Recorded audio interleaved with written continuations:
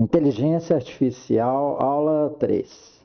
Na aula anterior pode não ter ficado claro em que situação que o hipocampo gera uma nova memória. Ele gera sempre novas memórias, novos neurônios para conter as novas ideias e perfazer as redes. Existe uma diferença aí do comportamento no nosso cérebro diante dos acontecimentos, né? Pode ocorrer neurogênese ou apenas sensibilização. Neurogênese é a origem de novas células, né? Diante de uma situação completamente nova, em que você fica surpreso, você fica emocionado, o seu hipocampo vai realmente gerar novas memórias. Não sabemos precisar se um neurônio, se dois e tal. E vai gerar a quantidade de células suficiente para fazer uma rede que cubra todos os reflexos nessa nova situação. Nós vamos evoluir esse pensamento, não se preocupe. A sensibilização é os neurônios serem ativados no modo de rede. Uma ideia, um evento conhecido, ele pode conter, né, ele pode ter para si uma rede aí de 20 neurônios, de 100 neurônios, até de milhares. O caso de vocês ficarem, apenas para ficar em pé, vocês precisam de uma rede para controlar 300 músculos, né? E não sabemos se para controlar um músculo basta um neurônio, 2 ou 3, para vocês terem uma ideia aí de número, né? De quantidade, de cobertura neural de determinadas funções humanas, tá? Então, para essa sensibilização é obedecida a lei de Hebb. O que é isso? Neurônios ativos diante de um evento aumentam e reforçam as suas conexões, ou seja, neurônios que se ativam juntos se unem cada vez mais. É o caso da rede para manter uma pessoa em pé, né? Aquela medida, isso depende de olho, porque o olho faz uma medida da distância ao chão, se está aumentando ou diminuindo. Se está diminuindo, a pessoa pode estar caindo para frente. Então, ela corrige. O equilíbrio depende da nossa visão, depende também da nossa audição. Então, o ouvido tem um líquido, né, e ele se movimenta, né, ele flui nas 3 direções, correspondente a X, Y e Z, as coordenadas cartesianas, justamente para saber se a pessoa está em pé, se está inclinando para a esquerda, para a direita, para frente, para trás, correto? Então, é olho junto com o ouvido, mais músculos. Então, é uma rede complexa que veio se ajustando desde criança. Ela obteve um resultado efetivo na primeira vez que você ficou de pé quando criança. E daí ela veio sendo aperfeiçoada. Correto? Bom, um outro exemplo da constatação desse funcionamento, desse comportamento de rede, é a execução cada vez mais perfeita dos movimentos dos atletas profissionais. O cara vai lá e treina salto em altura, ele vai aperfeiçoando a corrida dele, o momento em que ele salta, né? O momento em que ele recolhe os braços, o momento em que ele vira a coluna num ângulo favorável. Ele vai fazendo isso até ir ficando perfeito. Mesma coisa para o salto com vara, tá certo? Então, é uma série de coisas, de atividades humanas que revelam esse tipo de coisa. Olha a natação. As suas redes neurais que cuidam dos movimentos de braço, pernas, seus pés, o pulmão, eles vão oscilando, vão ajustando a sua oscilação numa combinação que vai aumentando o rendimento do atleta, do nadador, né? E em determinado momento, ele atinge um ideal e aí ele consegue um máximo desempenho. Daí vai haver um limitante, que é o que? A força muscular dele, a dosagem de açúcar que ele tem no sangue, tipos de veias, artérias, se elas aguentam um determinado fluxo. Não sei se vocês já viram, tem nadadores que saem da piscina durante treinos passando mal, porque ele tentou dar mais do que ele é capaz. Entra no desempenho dos atletas justamente níveis de açúcar, né? Entra o tipo de repouso que ele faz, são muitas variáveis. Então, existe um topo de rendimento que ele vai atingir, porque nenhum atleta tem capacidade de virar um super-homem. O homem é limitado. O cozinheiro também, ele vai se aperfeiçoando na sua arte, né, até se tornar um expert. Tem cozinheiros que são experts em fazer doces, outros salgados, né?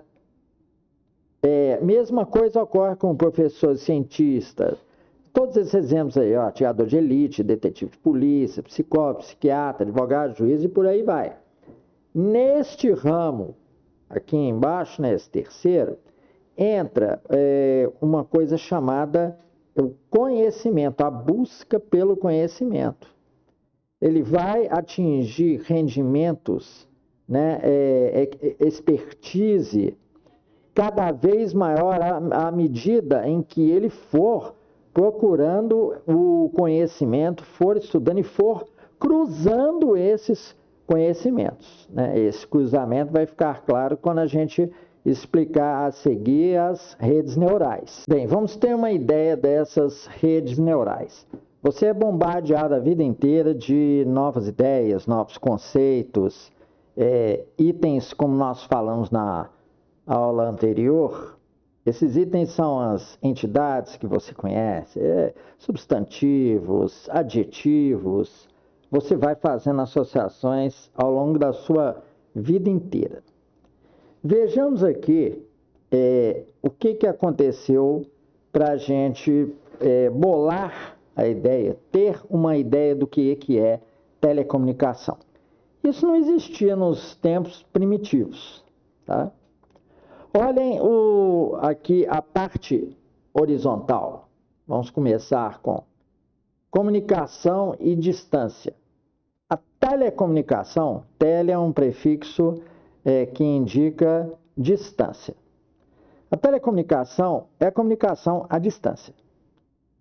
Então, telecomunicação uniu o conceito de comunicação, que é a troca de informação, aí envolve também diálogo, envolve uma pessoa dando palestras, envolve jornais, revistas, dando as novidades. E a distância ela é uma expressão geográfica, todo mundo tem noção de distância. Não tem algo concreto que indique isso, porque eu falei para vocês que o cérebro junta sensações. Ninguém nunca vai conseguir ter a ideia de distância num objeto, né? Não tem isso. Bem, aí, à medida que foram surgindo equipamentos, hardware, se refere a isso, equipamentos eletrônicos, o homem, para fazer a telecomunicação, né, ele criou o rádio. Um dos primeiros dispositivos foi o rádio. Criou telecomunicadores também para distâncias pequenas. Depois ele criou o computador e recentemente o celular. Mas isso ainda não bastava, porque para gerir esse hardware, fazer o hardware funcionar de forma eficiente, ele teve que desenvolver os softwares para controlar aquela TV complexa, cobrir o atraso que ela dá de comunicação desde que o sinal é gerado até chegar no televisor. Ele teve que bolar o software. E depois, por causa da grande quantidade de pessoas usufruindo disso, ele teve que criar programas compactadores do sinal. E para passar a enviar para satélite e receber do satélite. E até proteger o seu sinal também de hackeamento. Então, em torno de software, da ideia de software, nós temos sistemas operacionais, programas de computador e aplicativos de celular. Então, na sua mente, você tem uma rede neural de telecomunicação agora que une esses conceitos. Você não repara, mas quando te perguntam alguma coisa, né, você começa a associar essas ideias que estão aí dentro. Correto? Todo mundo hoje tem domínio de aplicativos de celular para poder se comunicar. Quando você vai operar o seu telefone, você tem lá, quer ligar para minha mãe, para um irmão. O que acontece? Você vai lá e vê assim, aqui tem contatos. Mas eu ligo muito para eles, eu vou no recentes. Correto? A sua cabeça está cada vez mais bombardeada de conceitos.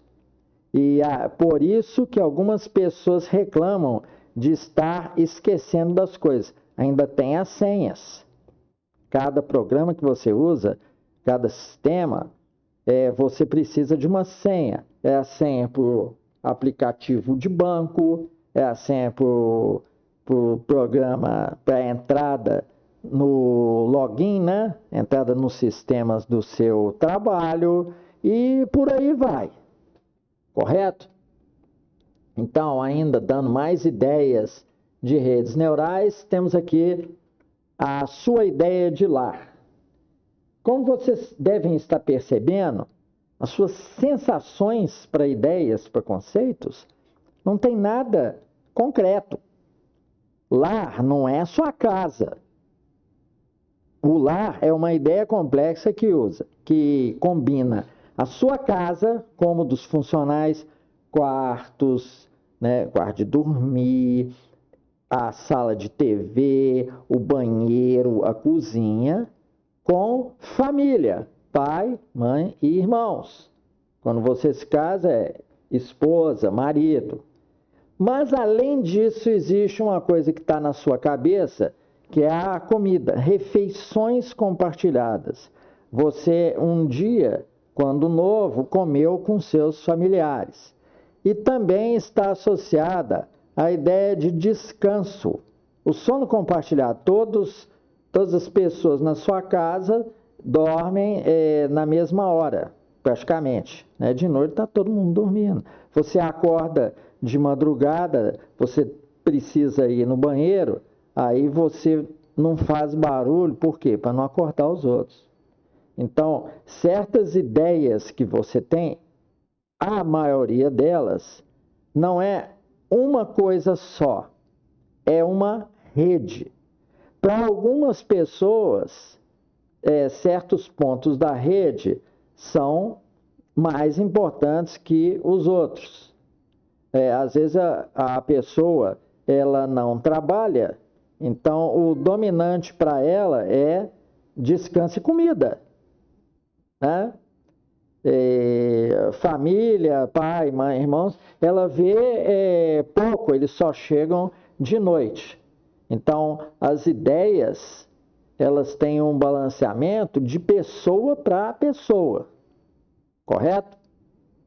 Bem, um outro exemplo de rede é este daqui, nós colocamos uma rede, fomos colocando nível 1, nível 2, nível 3. Então, começando no nível 1, a pessoa, quando aprende sobre pão, ela pode estar fazendo um curso de inglês, né? E tem lá a palavra bread, que é pão em inglês. Ou ela pode estar também fazendo um curso de alemão, não, de hebraico, aí tem lá pão, lechem, seria o substantivo pão em hebraico. E todo mundo domina as duas características, duas propriedades mais comuns do pão, doce ou de sal, correto? Quando a pessoa vai amadurecendo, ela consegue ver que pão passa a ser uma metáfora de alimento. Lembre-se da palavra bíblica que diz, né? Uma frase que todo mundo sabe, nem só de pão viverá o homem, né? Ou seja, nem só alimentação é que supre o homem também busca conhecimento, realização e tal. Então, esse alimento, esse pão, ele vai associar o quê? A um conceito mais evoluído, sobrevivência. Ele vai descobrir também que existe um local, quando ele estiver mais velho, arranjar um emprego, ele não vai comer em casa, no lar, ele vai comer no restaurante. Daí ele vai ter ideia, o pão é feito de um cereal, tá? E o alimento se associa também à ideia de comer, tá? Bem, e como eu falei, né, em terceiro nível, o pão, ele vai entender a matéria-prima mais tarde, o pão é feito de um cereal, grãos, né, de trigo moídos, pode estar um pouco misturado com cevada, né, que tem muito disso, eles colocam, você encontra café com um pouco de cevada também, né? E da cevada também vem cerveja, aí vem do moer o cereal, vem o conceito de farinha. Cada vez, à medida que a pessoa vai amadurecendo, crescendo, ela domina cada vez mais, né? Ela liga cada vez mais os conceitos, as entidades, os itens que ela conhece. Vocês estão vendo aí de pão quanta coisa veio. E ainda tem a parte espiritual, podemos colocar aí, né? O que é o pão, né? Jesus, por exemplo, no cristianismo se classificou como o pão que vem do céu, ou seja, algo que é o alimento, mas é superior àquele alimento físico, correto? A palavra, né, que eles dizem, de Deus, que é um alimento para o espírito. Daí a pessoa tem que estar muito evoluída para compreender isso. Bem, agora redes neurais e memória pessoal. A memória das pessoas, a sua identidade cerebral é diferente. Por isso que as pessoas são diferentes. Eu coloquei esse exemplo aí de um menino em que o conceito de vermelho está dentro desta rede aí, tá? Eu vou explicar para vocês. Você simplesmente falar assim, o vermelho é igual para todo mundo, você está realmente cometendo um grande erro, você está desprezando e ignorando o que é realmente a função do cérebro. O cérebro produz identidade, as pessoas têm personalidade. Então eu estou falando desse menino aí em que o vermelho para ele está dentro desta rede. Ele tomou conhecimento do vermelho a primeira vez, essa ideia se fixou na cabeça dele, quando um dia, indo para uma festa junina aqui, ó, na escola, a mãe dele estava vestida um vestido vermelho que impressionou muito o menino. E ele lembra que essa festa junina foi em determinado bairro, por exemplo, Santo Antônio, dei um exemplo aí. E esta festa junina foi na escola, lembra que eu falei? Local. Ficou firmemente gravado na mente desse menino essa festa nesta escola quando ele estava no curso primário, nesse determinado bairro, né, em que ele viu a mãe com um vestido vermelho que ele gostou muito, ficou impressionado, aquilo fixou na memória visual dele, tá? Eu estou procurando mostrar para vocês que a memória é algo pessoal, gravado em forma de episódios. Este episódio aí fixou a ideia de vermelho no garoto, correto? Outra pessoa pode ter fixado o vermelho na cor de uma placa no dia que ele foi vacinar quando pequeno contra poliomielite, correto? Outro pode associar o vermelho, né, a essa ideia ficou fixada nele no dia em que ele ultrapassou o sinal vermelho e teve um acidente grave. Compreenderam? Cada um de nós é único. Talvez em 3 ideias, 3 conceitos que a gente tem na cabeça. Imagine a quantidade de conceitos que a gente domina durante a vida, né? Talvez até superior à quantidade de verbetes de um dicionário, que eu já falei para vocês, né? 65 mil. Imagine a quantidade de combinações que isso produz nas pessoas. Se em um determinado grupo humano você tem 100 conceitos importantes, né? Por exemplo, um povo que vive em uma localidade nas montanhas. Então, ele tem o conceito, as aves, que são características daquela região montanhosa, né? Os animais que são criados juntos naquele local, o clima e tal. Então, vamos supor, uns 50 conceitos, vamos fazer por menos, né?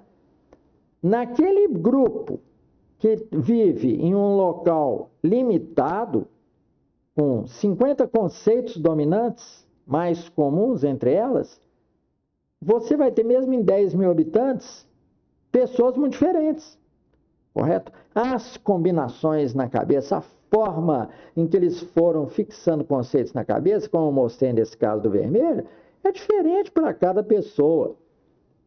Então, cada um fixa os conceitos do mundo, faz as suas redes, de forma absolutamente particular, pessoal, correto?